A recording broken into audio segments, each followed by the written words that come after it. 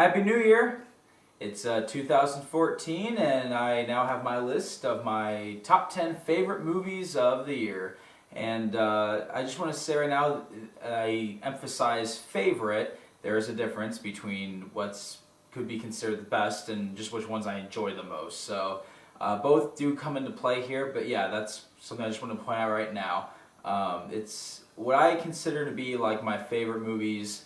A lot of things come into play. Like, yeah, what is, how well was it made? How, what did I take away from it after I saw it?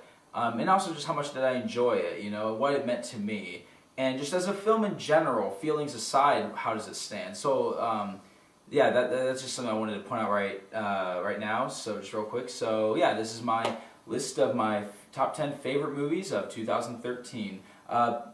Real quick, I'm actually going to do some, I had a few movies that I wanted to mention that are runner-ups, sort of. Like, I enjoyed these movies a lot, but they didn't quite make the list. So, just real quick, The Last Stand, I thought that was really fun. Escape Plan, the other Schwarzenegger movie, I thought those two movies were really fun action movies. The Evil Dead remake, I raved over that when I did the review for that. Really fun.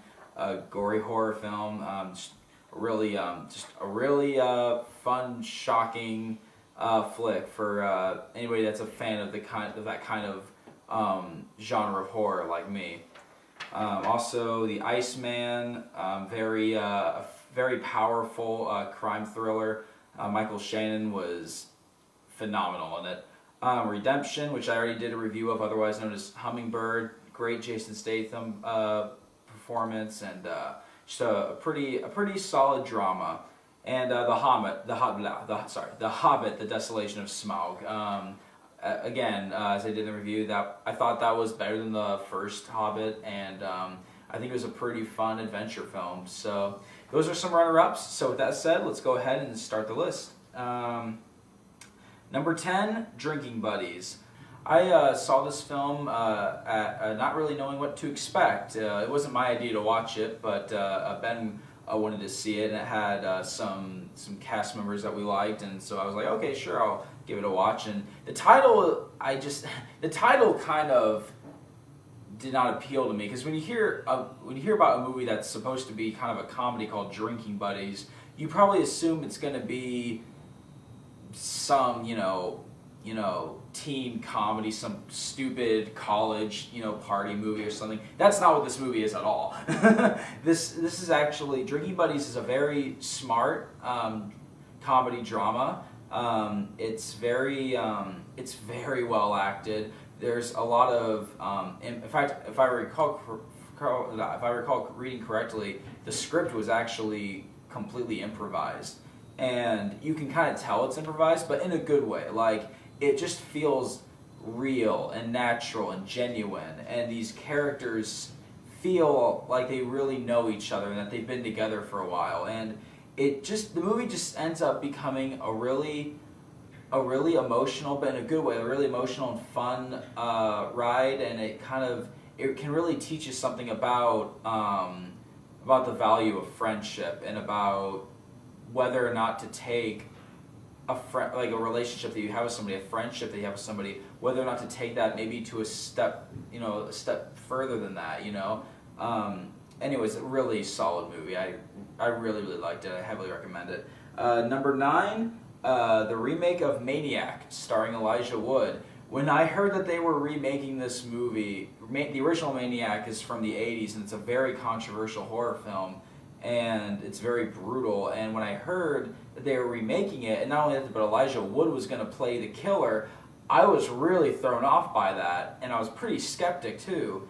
But I saw some interviews with Elijah Wood, and he did a good job when he was talking about the movie and what they did with it, and it just seemed really solid. It kind of got my interest in it, and so I went into it with an open mind, and I think this is a remake done right. It's one of those remakes where it essentially tells you the same story, it just does it in a different method. And the gimmick of the film is definitely not for everybody, but it's for a horror film, it's pretty disturbing, and I really like it when Elijah Wood does this. I like when Elijah Wood kind of branches out into darker roles, like his role in Sin City, for example. So I thought Maniac was really good. I do recommend it to any fan of horror films. So yeah, that's number 9.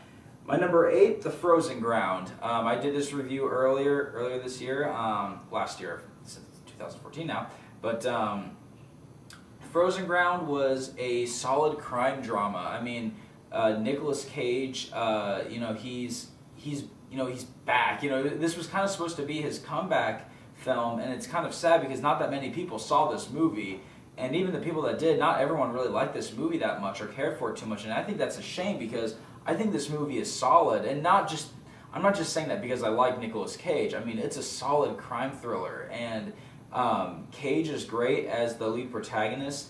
The best performance, though, by far, is John Cusack as the lead antagonist, and both are really good in this movie, and the hype to when the two finally meet and Nicolas Cage as a cop is trying to get a confession out of John Cusack that he has murdered these people.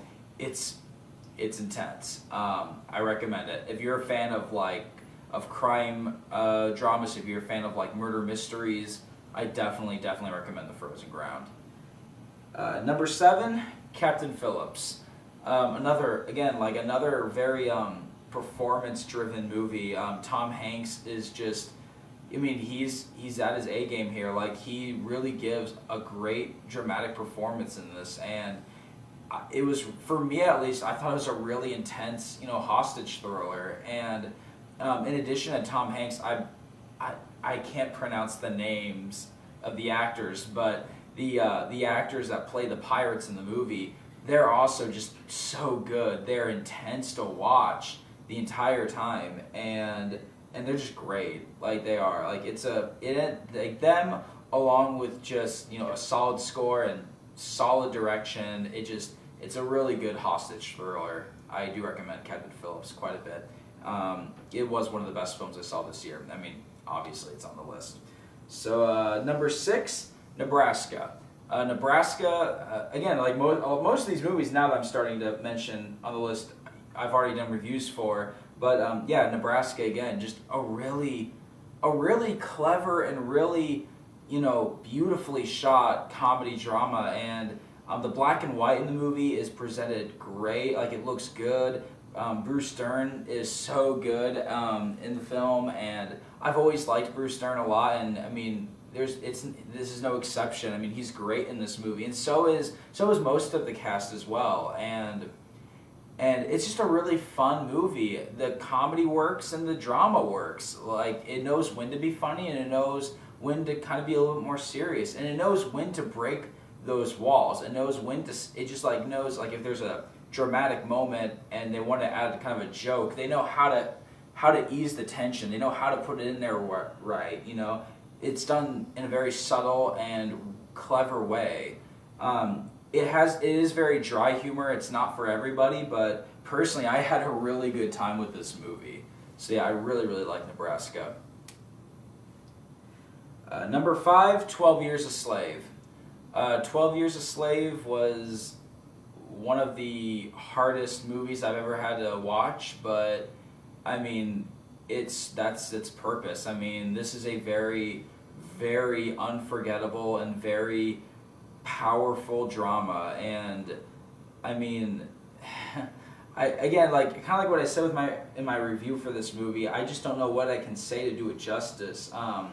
It's beautifully shot, it's very well acted, and you really do feel for the main character, and when you watch this movie and when you read about the true story, when you learn about the real story, about the trials that this man had to go through, it's a very remarkable story of just the endurance of the human spirit and just holding on to hope and faith. Just very unforgettable and powerful movie. Definitely recommend it. Number 4, Gravity. Just the sum of Gravity in one word, just intense. it does. I mean, just my gosh, just some of the most gorgeous cinematography I've seen all year. Outer space in this movie just looks great. There's a lot of long takes, especially in the opening take.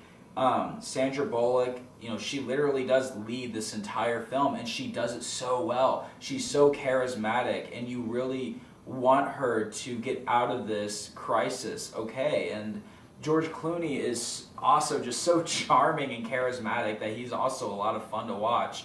And the special effects, like I said, they're just so good. And the score, the music score, is just phenomenal. And like I just can't do justice. Again, like I don't really even know what else to say. If you haven't seen it yet, see it. This is definitely the best movie I've seen this year in 3D. The 3D worked so well. Most movies don't mix well with 3D, but this is one that really does, and it looks beautiful. Gravity is a great film, and I would say it's definitely the best sci-fi film I've seen this year. Definitely that. So definitely check out Gravity if you haven't yet. Number 3, The Place Beyond the Pines. This has kind of become kind of a love it or hate it movie since it's been out. It came out earlier this year, and I kind of get why a lot of people don't like it. I took a lot away from this film, though. Like I can understand why somebody may not like it, but this movie is. I just got this very epic. I just took away this epic movie about just the consequences of people's choices and what it does, to the people around them, how it affects them, and not just for a while, but just for years. The choices just a simple choice that someone may make, just maybe passing off in conversation, just saying something, how that can just affect so many things down the road in life, and how it can affect other people down the road in life. And I mean, Gosling, Eva Mendes, Bradley Cooper, they're all just so good in this movie. And it's just, I really just was kind of speechless when the movie was over. It is a long movie. It's a very heavy movie. Again, it's not for everybody. But I just took so much away from this film. I was really invested in the characters and the emotion. And in the end, I just think Place Beyond the Pines was just a phenomenal movie. And it was directed by the same person that did Blue Valentine with Ryan Gosling, which I thought was also a very powerful movie. And I mean, I'm just looking forward to seeing what this guy's going to do next. Great movie. My number 2, The Conjuring. I might be one of the few people that put The Conjuring over some of these other movies that I've listed, but I mean, again, that's why I'm saying this is my favorite. These are my favorite movies. They're not the best. The Conjuring was just, it was so scary. Like, I love a solid horror film that knows when to be that knows how to be atmospheric, that knows how to build up tension, that knows how to make you care about the characters, and to have a scary tone to it, like this movie just does it right. James Wan is without doubt one of the best modern horror filmmakers out there. Like, he's always been good at that, and The Conjuring is one of the best examples of that. This is how you do a horror film right. I mean, not a lot of people, I've had friends ask me why I may not like this horror film or that horror film, and I'll say because the characters were annoying, or because the characters were stupid, because the plot made no sense, because it was nothing but jump scares, yada yada yada, so on and so forth. Like, this movie is just everything that I just love about a horror film. It's a great throwback to older horror films, especially from the 70s. The movie takes place in the 70s, which helps. And I mean, the acting is just great. I saw it twice in the theaters, and even the second time I was getting scared watching it. Like, it's pretty rare that I watch a horror film now, and I might be creeped out by some parts, and I may like it a lot, but to watch a horror film now, and for me to actually get scared, like I am legitimately scared watching this, it's been a while. since that's happened. Like, I'm not trying to like talk tough or anything. I'm just being honest. When you watch a lot of horror films, you get used to it. So I mean, I could talk about this movie forever, but I mean, Conjuring was just so good, without doubt, one of the best horror films in the past few years, and definitely this year's best horror film.